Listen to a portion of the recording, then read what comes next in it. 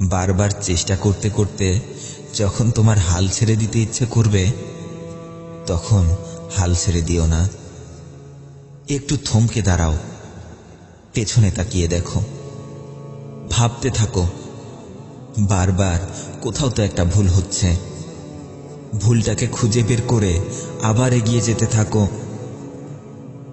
কিছু দূর এগিয়ে যাবার পর যখন মনে একটা অজানা ভয় এসে চেপে বসবে যে তুমি হয়তো তোমার লক্ষ্যে পৌঁছাতে পারবে না, তখন ভুল করেও মাঝপথে থেমে যেও না। চলার পথে আসা উঁচু নিচু রাস্তাগুলোকে উপভোগ করতে করতে এগিয়ে চলো, তবুও রাস্তা হারিয়ে ফেলো না। এই রাস্তার কোনো এক মোড়ে কোনো এক ব্যর্থ পথিক যদি তোমাকে বলতে শুরু করে যে থেমে যাও, তোমাকে দিয়ে এটা সম্ভব না, বন্ধু, ওই ব্যর্থ পথিকের কথায় তুমি কান দিও না।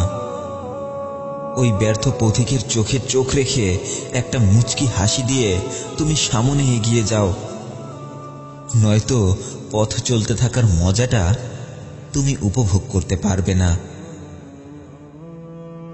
তবে হ্যাঁ, পথ চলতে থাকার মজাটা উপভোগ করতে করতে তুমি তোমার স্বপ্নের কথা ভুলে যেও না।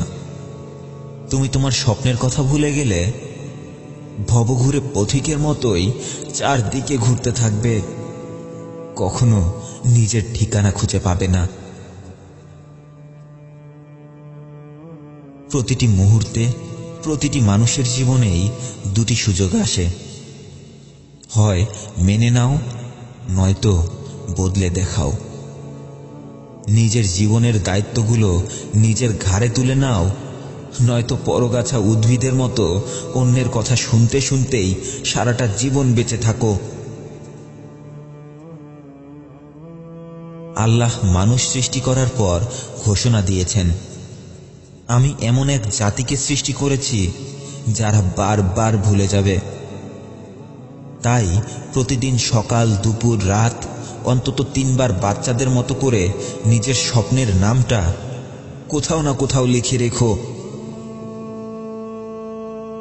তোমার আশেপাশের মানুষগুলোকে বারবার হাসি মুখে তোমার স্বপ্নের কথাটা বলো, কারণ তুমি যখন ভুলে যাবে তখন ওই মানুষগুলোই টিটকারির ছলে হলেও তোমাকে বারবার তোমার স্বপ্নের কথাটা মনে করিয়ে দেবে।